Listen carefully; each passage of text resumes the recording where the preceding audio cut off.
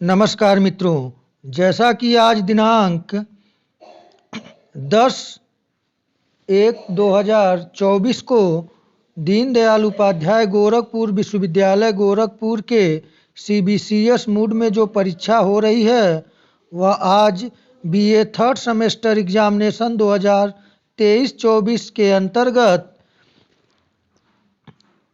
Education का second paper हुआ है। जैसा कि कल 9 तारीख को फर्स्ट पेपर हुआ था, थर्ड सेमेस्टर का एजुकेशन पेपर कोड था 201 और आज जो पेपर हुआ है 11/1/2024 को EDU 202। तो आइए इसके आंसर की को देखें। पेपर आईडी देख लीजिए आप लोग। पेपर आईडी था 1260 यानी कि 1260। आइए बिना देर किए शुरू करते हैं। यदि आप चैनल पर नए हैं तो चैनल को लाइक, शेयर और सब्सक्राइब करना न भूलें। तो आइए देखते हैं, हम पहले प्रश्न को देखें। पहला प्रश्न आपसे पूछा गया था कि निम्नलिखित में से सोरोकिन ने सामाजिक स्तरीकरण का आधार किसे माना है? तो इस प्रश्न का सही आंसर होगा वह होगा ऑप्शन डी, उपर्युक्त सभी।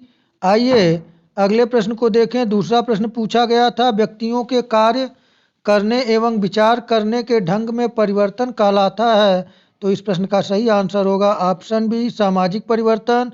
प्रश्न संख्या तीसरा पूछा गया था आप लोगों से निम्नलिखित में से कौन सामाजिक परिवर्तन का सिद्धांत नहीं है? तो इस प्रश्न का जो सही आंसर होगा वह होगा ऑप्शन सी।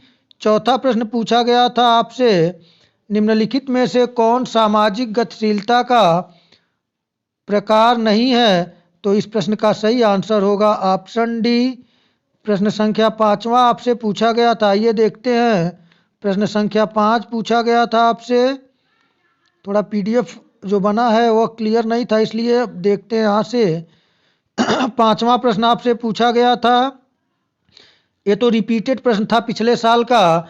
GS घुरिये ने जात की कितनी विशेषताओं का वर्णन किया है? तो इस प्रश्न का सही आंसर होगा ऑप्शन सी, 6। अगला प्रश्न सातवां प्रश्न आपसे पूछा गया था जब कोई व्यक्ति किसी व्यक्ति या समूह के संरक्षण में रहकर गतिशीलता प्राप्त करता है तो इसे किस प्रकार की गतिशीलता कहते हैं? तो इसका सही आंसर होगा ऑप्शन ए। प्रश्न संख्या 7वां पूछा गया था निम्नलिखित में से कौन परंपरागत समाज में स्तरीकरण का आधार रहा है?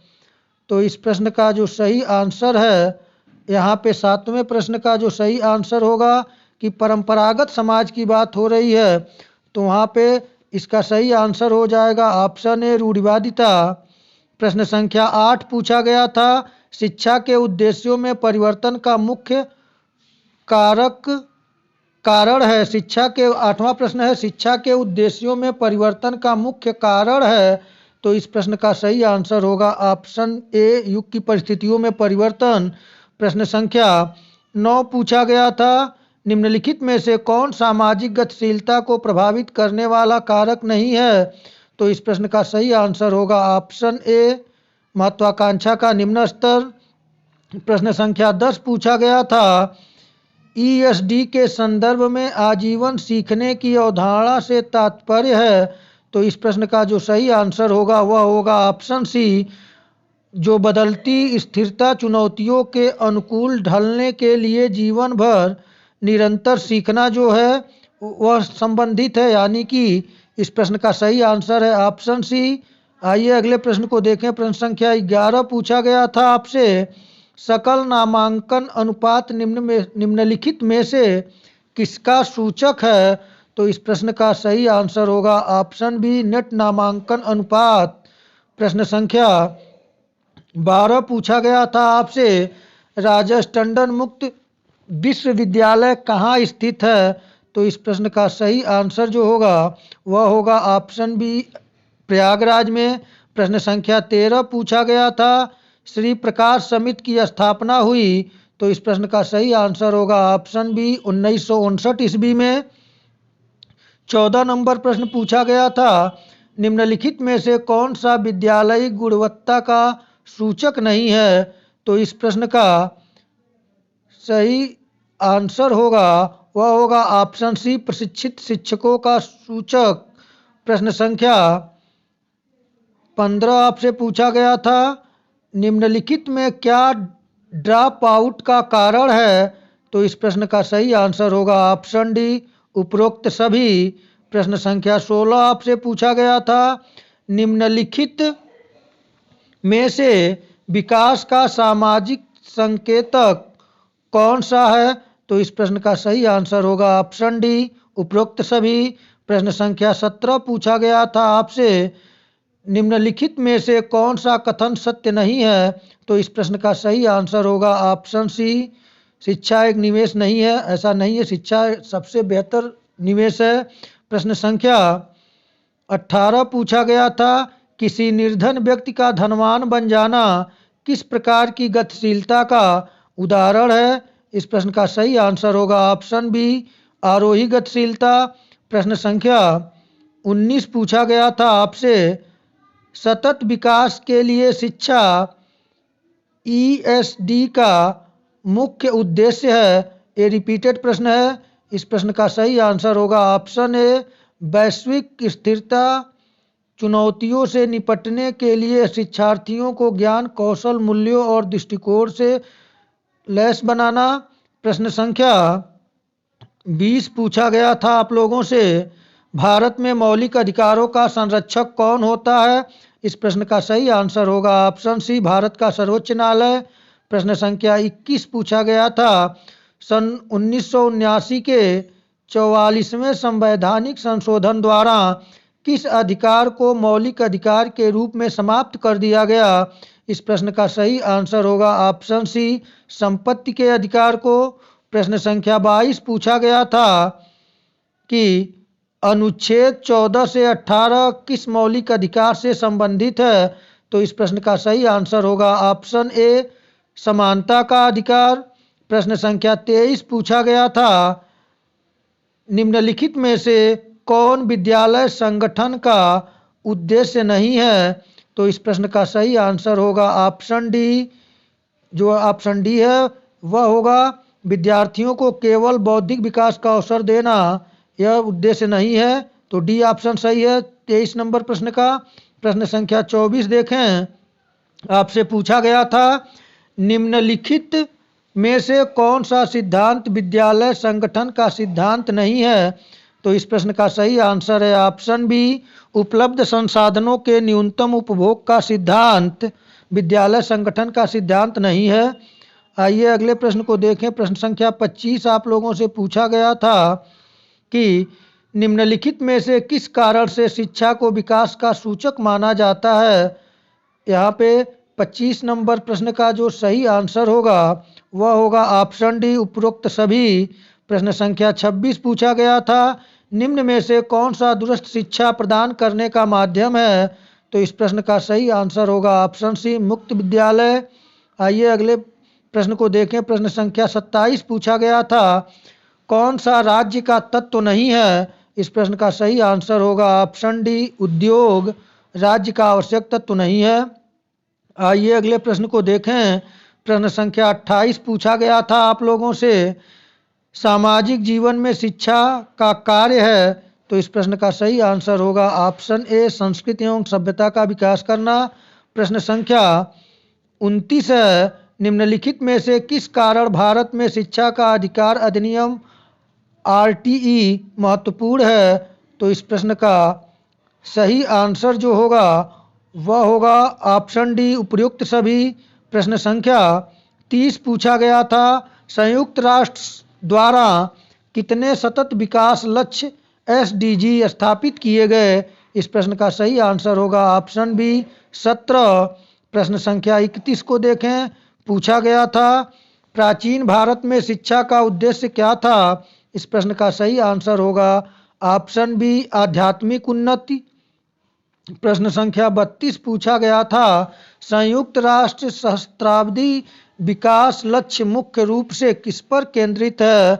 तो इस प्रश्न का जो 32 नंबर प्रश्न का सही आंसर होगा ऑप्शन बी, अत्यधिक गरीबी और संबंधित मुद्दों को कम करना।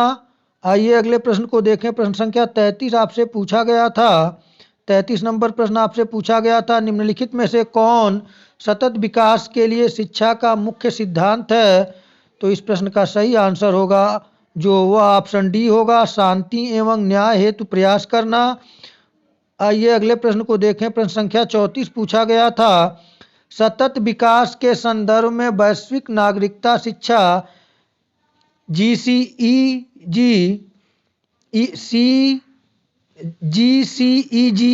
है, यहाँ इंग्लिश में देखिए क्लियर है, साफ PDF आ नहीं पाया। तो सतत विकास के संदर्भ में वैश्विक नागरिकता शिक्षा, जिसे इंग्लिश में GCED के नाम से जानते हैं, कि अवधारणा है। तो इस प्रश्न का सही आंसर होगा ऑप्शन बी, वैश्विक परस्पर निर्भरता की समझ और सामूहिक कार्रवाई की आवश्यकता को प्रोत्साहित करना। प्रश्न संख्या 35 पूछा गया था आप लोगों से, सहस्त्राब्दी विकास लक्ष्य की संकल्पना की गई। तो 35 नंबर प्रश्न का जो सही आंसर होगा वह होगा ऑप्शन डी, उपयुक्त सभी के लिए। प्रश्न संख्या 36 पूछा गया था, मानव संसाधन के विकास का मुख्य अभिकरण है। तो इस प्रश्न का सही आंसर होगा ऑप्शन 36 का जो होगा वह सी होगा, शिक्षा। प्रश्न संख्या 37 पूछा गया था, निम्नलिखित में से कौन सा घटक सामाजिक परिवर्तन को प्रभावित करता है? तो इस प्रश्न का सही आंसर होगा ऑप्शन डी, उपरोक्त सभी। प्रश्न संख्या 38 पूछा गया था, निम्नलिखित में से कौन सा ऊर्ध्वाधर सामाजिक गतिशीलता का स्रोत नहीं है? तो इस प्रश्न का सही आंसर होगा ऑप्शन डी, राजनीतिक संस्थाएं। मित्रों, थोड़ा सा जो PDF मेरे पास आया है वह बहुत क्लियर नहीं हो पा रहा है, लेकिन आप लोग देख लीजिएगा, मैं उसे पढ़ रहा हूँ, आप लोग मिलान कर लीजिएगा। अगले प्रश्न को देखें।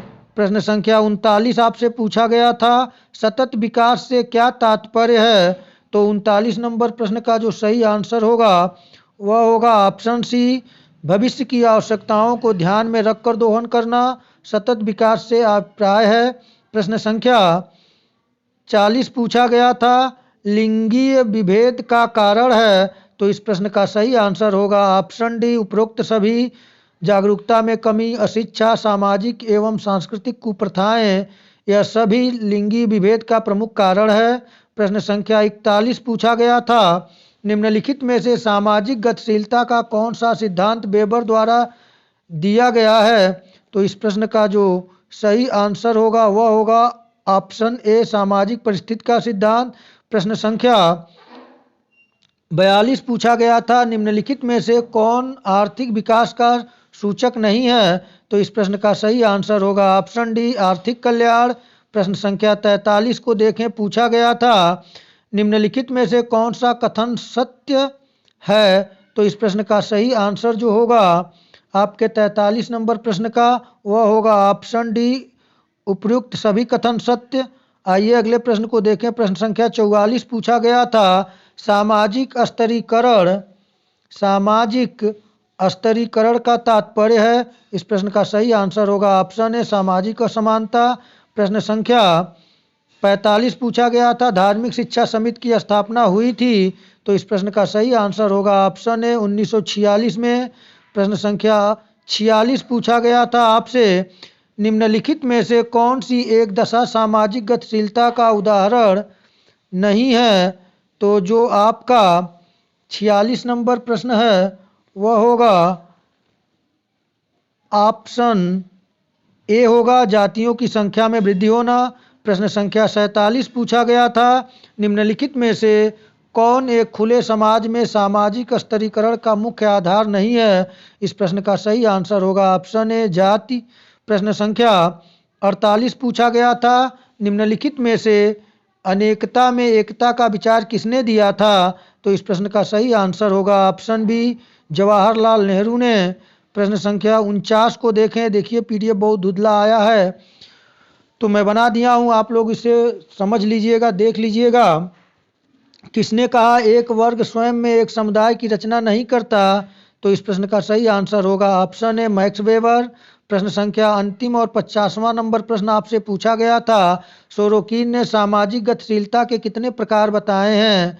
तो सोरोकिन ने सामाजिक गतिशीलता के 2 प्रकार बताए हैं, ऑप्शन ए सही होगा।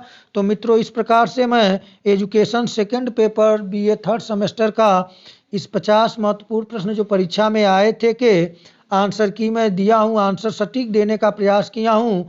यदि कुछ गलतियाँ इसमें मिलती हैं तो आप इसे जल्दबाजी और मानवीय भूल समझिएगा और आप लोग कमेंट के माध्यम से सूचना दे दीजिएगा सही आंसर का, और मुझे अगर प्राप्त हो जाएगा तो मैं दे दूंगा। तो मित्रों इतना ही।